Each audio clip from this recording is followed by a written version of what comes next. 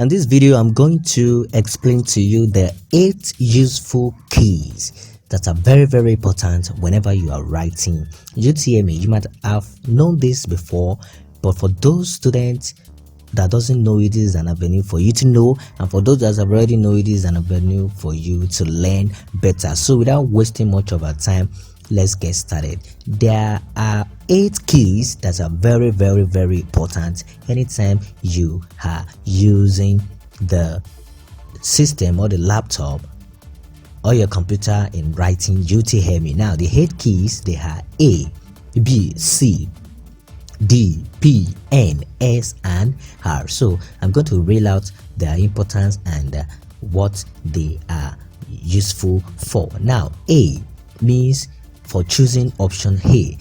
That is, we have a question that you want to answer and we do have option A to D.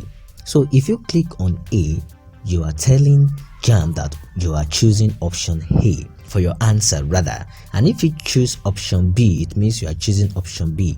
Now for one question, if you choose option A and then you discover that option A is not what you want to answer, then you can click on option B and then you will discover that the option A will be taken off and then option B will be highlighted. Now the third one is C. C represents option C, and we have number 4, D, which represents selecting option D.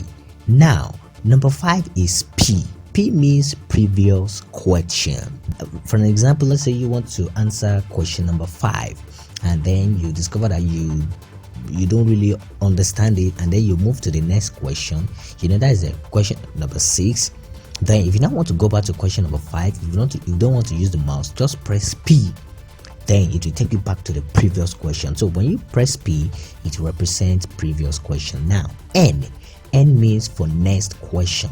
Let's say you have already selected the suitable answer that you really want to click on, then you click on N and then you click on the next question. Now the number 7 key is S, that is for submission. If you click on S, it means you are done, you are through with every of your subjects. So when you click on S, you will see another prompt to click on X, then that's all.